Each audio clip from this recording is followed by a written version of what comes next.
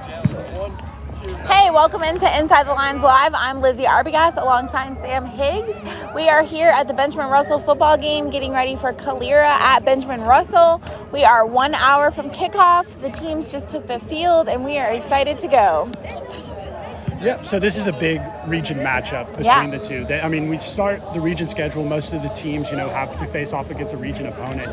But I think the biggest thing that we need to talk about as far as this game goes, both teams are 0-2. Right. Both teams are trying to get their first win of the season, and it also couldn't come at a better time whenever you start the region play, because this region win could ultimately help either team with a playoff seeding.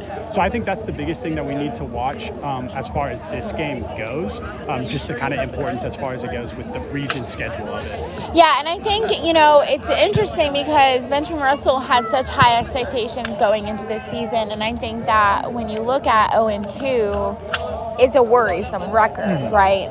However, you have to take into consideration they played Opelika, which is a powerhouse team. Then they played Clay Central, which is a 5A powerhouse team, a rival. So that's sort of always, you never really know. And I think the benefit of being 0-2 is that they haven't started region play yet. And ultimately, the non-region games count when it comes down to it, but ultimately what matters is your region record. And I think the other thing when we're talking about the fact that Benjamin Russell is 0-2 is I see it as kind of misleading because I've been at the past two Benjamin Russell games. I watch Benjamin Russell and I don't leave ever thinking that, this is an 0-2 team. They're just not. Right. They're extremely. They're an extremely talented team with a lot of people loaded through the roster that can make some plays. But the biggest thing is, when talking to Smitty the past two games, the thing that he has brought up both weeks is the fact that they're just not starting off on the right foot. Yeah. If we look at, their past games against Opelika, they scored 14 points in the second half, 0 in the first half. Right. Then against Clay Central, they scored 22 of their 28 points in the second half. If Benjamin Russell can start out the gate on a high note, preferably a first drive touchdown, opening drive touchdown, that'd be great to see progress that is being made. But again, the 0-2 I find extremely misleading for this team because they are a good team. It's just right now they've gone against tough opponents. Yeah, I think so. And I think Calera is another tough opponent, but I think Calera is much more, they match up a lot better with Calera size-wise. They match up in terms of, probably I shouldn't say they match up skill player-wise because I think Benjamin Russell has an edge in that regard. Yeah, but I just mean it in terms of size and on the line and things like that. I think that this presents a better matchup than the first two games have. And another thing about Calera that we also need to take into account is the fact that Benjamin Russell is 5-1 all time against this team. They're consistently winning against this program, other than a down year. I believe it was in 2020 where Calera ultimately came out with the win. But I'm pretty confident in the Benjamin Russell team, especially being at home. I think that plays to their benefit. I've seen what a home crowd is like here. Yeah. Student section is very loud. That metal sheet, I will admit, hurts my ears half of the time. But, being at home, I think is extremely important. And I'm just confident in this game overall. Yeah, I think so too. And I think that it's hard. I don't want to get ahead of myself because it's like, what happens if they don't win, right? Like, what are the implications of that? And I think this becomes a very different conversation. But I think both of us picked them to win this game. Yeah. Both of us are confident in their ability to win this game. I think it's just like you said, they've got to come out really hot and they've got to not shoot themselves in the foot.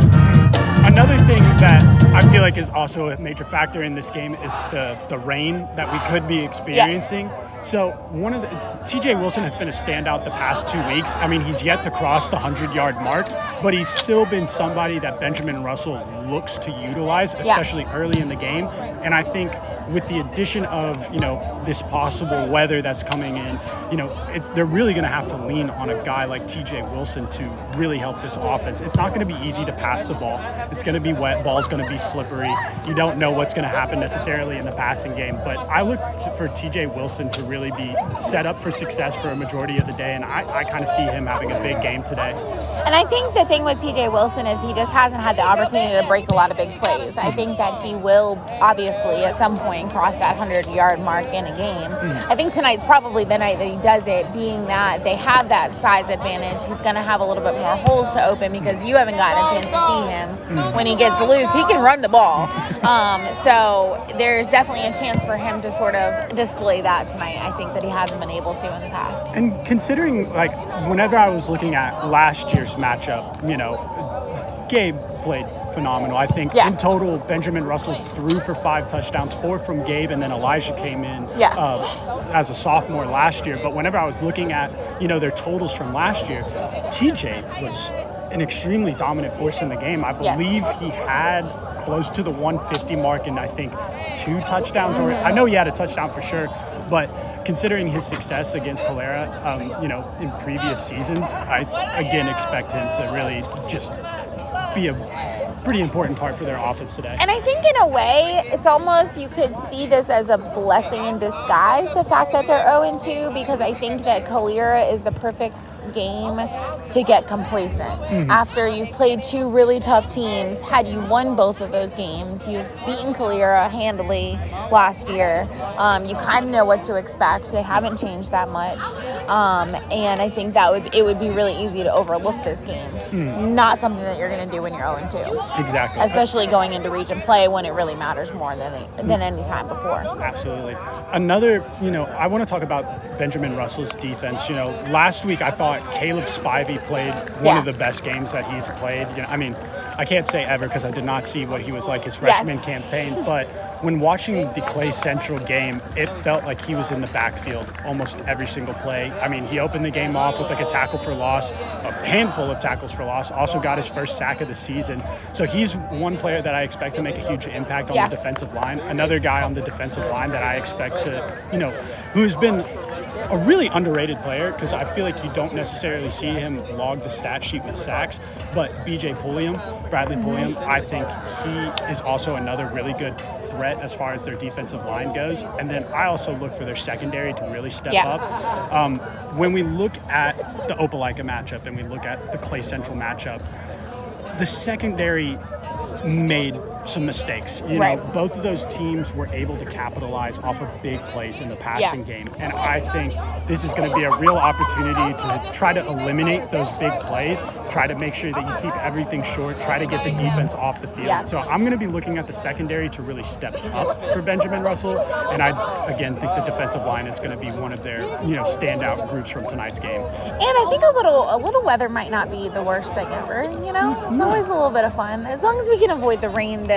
lightning delays that we had last week in Clay Central, I think we're all a little over that. But, a little down and dirty football didn't hurt anybody. I feel like football is always a little bit more fun whenever there's like a little bit of a weather element. Just as long as there's not a delay. Nobody likes a delay. No one likes a delay. But I wouldn't be against... Especially in the newspaper world. Yeah, especially in the newspaper world, whenever you're waiting an hour for the game to kick off for the first quarter to finish while everybody else is doing halftime. That's awesome. But no, I tried to look at the radar before the game, and it keeps getting pushed further and further back. But I do expect weather to ultimately play a factor in this game. It really comes down to when in the game it's going to start playing a factor. But as of right now, it's just cloudy. I'm turning into a meteorologist a little bit. Yeah, but it's just, I like that. It's just a little cloudy. I haven't felt any rain yet. So, And I encourage you guys to come on down to the stadium. This is an important game for Benjamin Russell. It's very important that they set the right tone here in region play. So you have about 52 minutes and 56 seconds to get to the stadium approximately. And I would say if you do show up, make sure you prepare just a little bit. I got my rain jacket on. I got my rain jacket on. If you got a poncho, I'd say bring that. Yeah, the poncho would have been a good idea. Poncho's always reliable on that. But no, definitely show up for tonight's game. I think it's going to be a good one, especially, I'm just a fan of these region schedules where you actually get to see, this is going to, every game's important, but especially region has a little bit more of a significance to it. For sure. I think this is going to be a good matchup. I think I mean, we're going to see a team come away with the victory tonight, but That's true. I Somebody's mean, got to win. As soon as you said that, I just felt a raindrop. But don't let that stop you don't from let coming. that stop you. Let's go ahead and take a break. We do want to thank our sponsor, Dunning Roofing, for being with us. Speaking of weather, if you had any storm damage from the storm last week, Dunning Roofing is a great place to call. We appreciate their support of us and of high school athletics, and we will be right back. Hi, my name is Andrew McGreer. I'm the owner of Dunning Roofing. We serve an area from Birmingham to Montgomery to Auburn to Opelika and all the surrounding Lake Martin area. Well, we've been in business for 25 years almost, and we've been growing every year since then. Recently, we won an award by GAF, who's the largest manufacturer of shingles in the world, and we've achieved a Master Elite status. That Master Elite status is critical, not only for us as a company. Only 2% of roofers worldwide ever achieve this designation. We got it because we're exceptional. We look forward to helping you.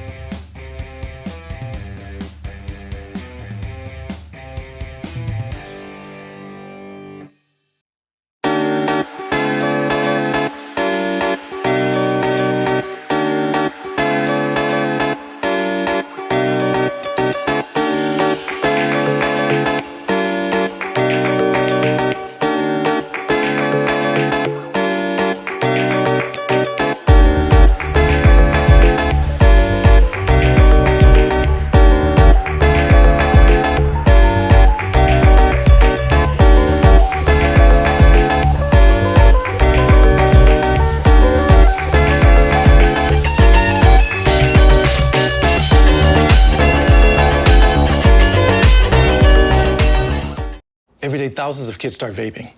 And I can't let this happen to my kid. Of course, it's awkward to talk to your kids about the dangers of vaping. Hey, bestie, how's sketches, baby? It's hard to get their attention. Ready? Go. Yes. Look at that. Yeah, you didn't even turn yours over. So if you want to talk to your kids about the dangers of vaping, you got to get it trending.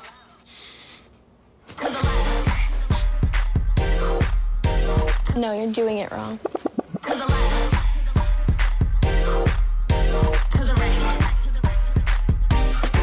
Let's go. Can we talk? Yeah, what's up? Visit talkaboutvaping.org for tips on when and how to have the vape talk.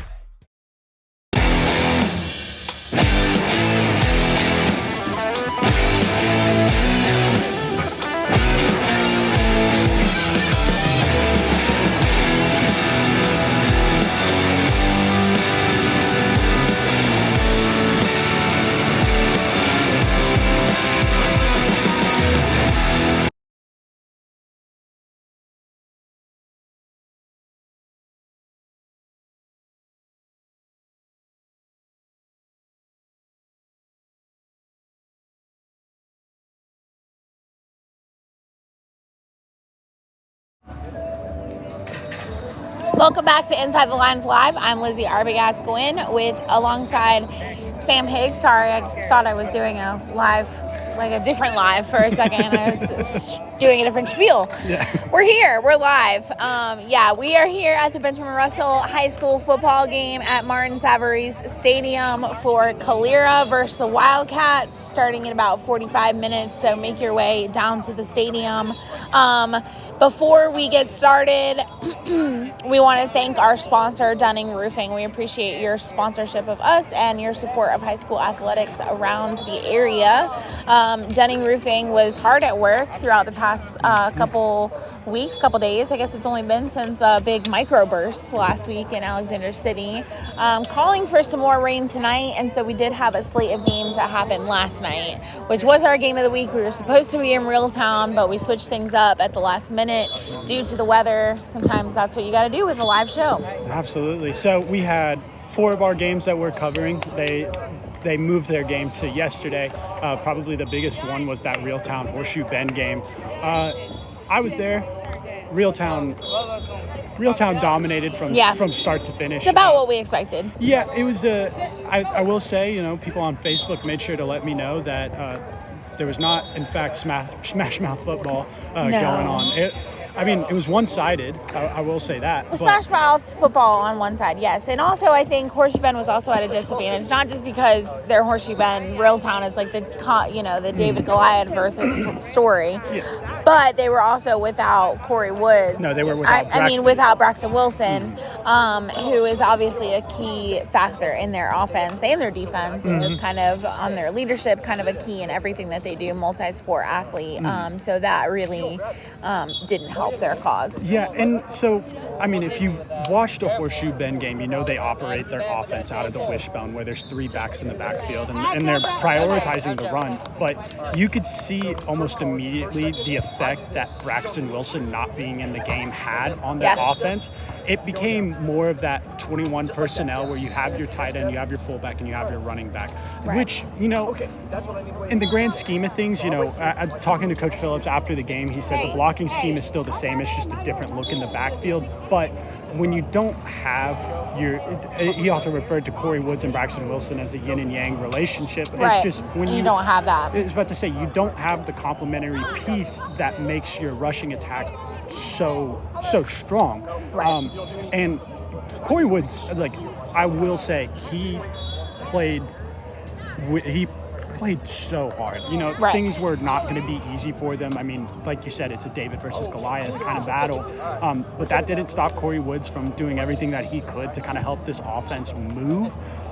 But ultimately, when you're without one of your best players, a guy who has, you know, going into his 3rd year of varsity play, it's just not easy to kind of replicate that with just one guy. So it was rough for Horseshoe Bend.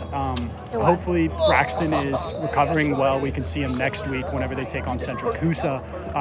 But right now, it looks like it might be the Corey Woods show at Horseshoe Bend. And I think Horseshoe Bend still is one of those teams that has, even though it started off 0-1 in the region, it started with the toughest opponent of the region. I mean, we're all expecting Reeltown to go far into the state playoffs, whereas Horseshoe Bend, it would be a big goal to accomplish if they just made it to the playoffs. So I think these are 2 very different teams that we're looking at. But I think Horseshoe Bend is still finding its identity, and we don't know the status of Braxton Wilson or how long he's going to be out. But I think once they play against Coosa, back sort of on their level, if you will, you'll see a turn for the Generals. Yeah, and I mean, since we're talking about the Reeltown game, I kind of feel like I have to talk about, you know, the things that Reeltown was able to do in that game. And I think the standout thing was 380 yards rushing. Right. Like, that's ridiculous. I will say last year they had like 400 yards rushing, but still, anytime you can cross over 300 yards rushing in a game total,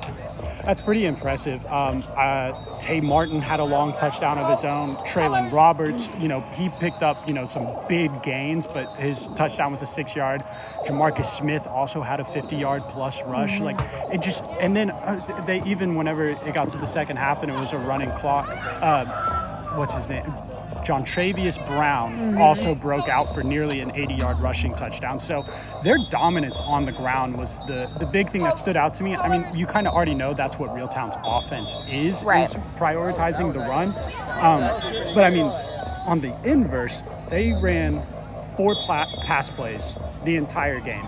Jamarcus Smith completed 2 of those passes, and those 2 completions both went for touchdowns to Tay Martin. So Tay Martin had himself a day. Jamarcus had himself a day. 3 total touchdowns on the day. But just as far as their offense goes, they were running the ball probably the best I've seen. And I think one thing that Reeltown always does well is it varies up the offense very well. It's not relying on one player or even 2 players really to get the job done, but it has sort of that set of weapons that it can use, and the Rebels use that to their advantage for sure. I think one player that, you know, he made some plays on the offensive side of the ball, but he had an amazing kick return to open the second half, Elijah Woods. I mean, you brought it up. They just have so many guys on their offense and on their team that can make huge plays for them. We already know what Tay Martin brings to the table. Traylon Roberts is getting, you know, a bulk of the carries this year. I mean, replacing Arthur Woods, who was a 2,000-yard back for them last year, he's getting a bulk of the carries. Jamarcus is, also a threat in the run game. They have Rel Lockhart, who's a new addition to the team in the offseason. He ran the ball well. They just have a bunch of guys that can make some really good plays for them. Yeah. They just it was, and they're so disciplined up front that those skill players are able to do their jobs well. You know what I mean? They're on their marks, they're on their keys very well up front, making it difficult for a team like Horseshoe Bend, who especially is playing a lot more guys both ways, things like that. So I think that we saw what we expected from Reeltown. Yeah, and so I mean, we spent plenty of our time talking about Horseshoe Bend in Reeltown, but we had some other games that happened on last night. Southern Prep took on Springwood on the road. They ultimately fell 44-28, I believe. When talking to Coach Bell, he said that it was a close game at the beginning. Teams were trading off points back and forth, but Springwood was able to separate themselves whenever it came to the second half. I think Southern Prep is still looking for its identity. I mean, anytime that you lose somebody that important, the quarterback who threw for, what was it, 56 touchdowns? It's a ridiculous, something crazy like that. Ridiculous amount. And it's 8 man, but it's still a ridiculous amount of touchdowns. Whenever you lose somebody like that, you're obviously going to kind of struggle to find your footing. And I think we're seeing that early on from Southern Prep. And one of the things that Coach Bell also said to me is just like, Braden Pace is a freshman quarterback.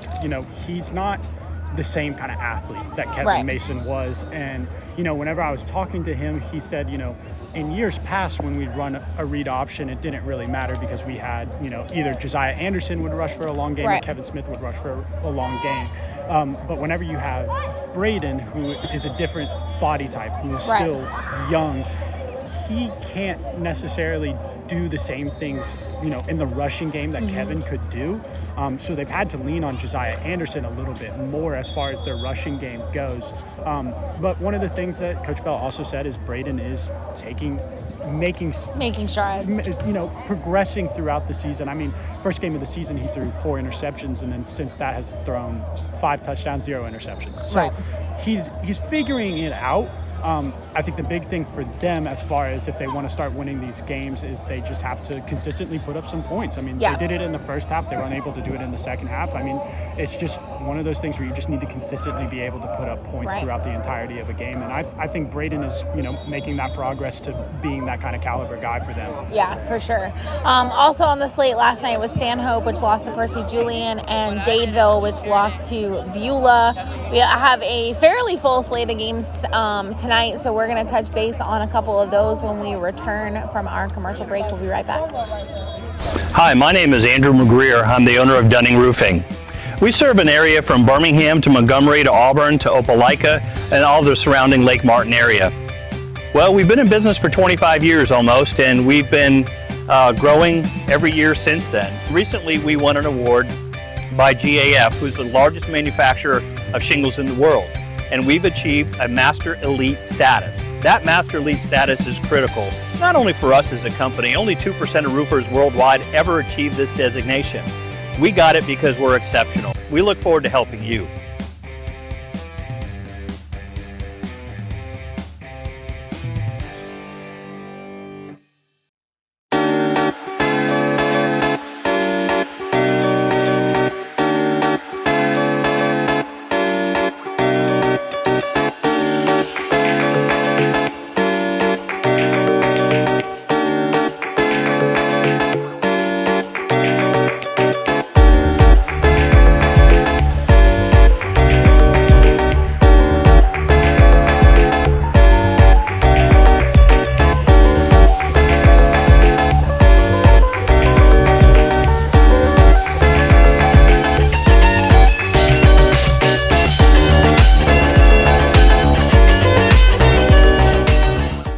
Every day, thousands of kids start vaping. And I can't let this happen to my kid. Of course, it's awkward to talk to kids about the dangers of vaping. Hey, bestie, how sketches, ready? It's hard to get their attention. Ready? Go. Yes. Look at that. You even turn yours over. So if you want to talk to your kids about the dangers of vaping, you got to get it trending.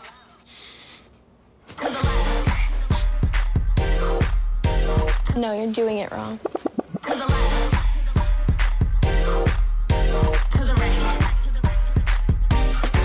Let's go. Can we talk? Yeah, what's up? Visit talkaboutvaping.org for tips on when and how to have the vape talk.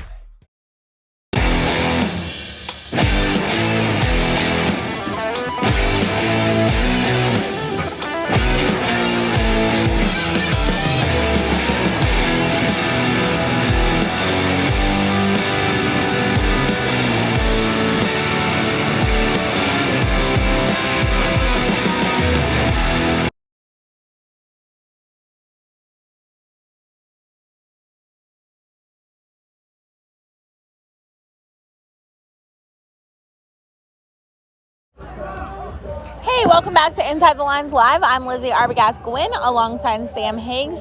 We are here at Martin Savarese Stadium for the Benjamin Russell game against Calera.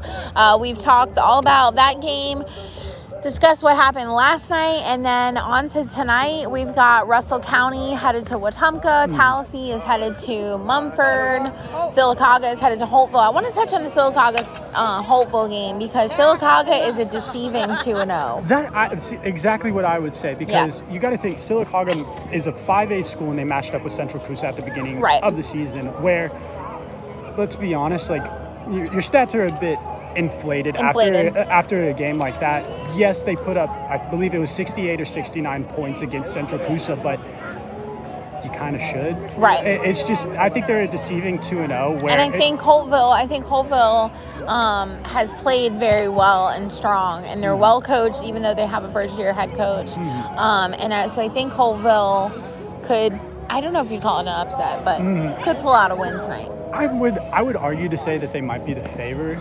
Yeah. In the game, even I get Sylacauga. It's hard to tie.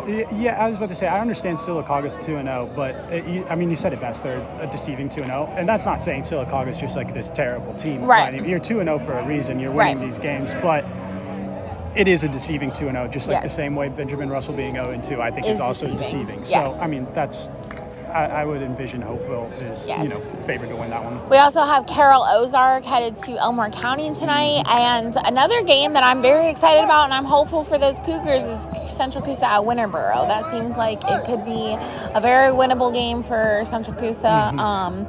What I love about Coach Daniel Flowers is he's remained so positive. He's talked about how this team just has to remain positive, do what they are supposed to be doing, and eventually it's going to click and get better. And I think now they're getting to the point of their schedule. I mean, they started off with two teams that they weren't supposed to beat. I mean, it was just they kind of go in with Sylacauga, Randolph County, and you know that what the ending is going to be, unfortunately. But they played them, and they played hard.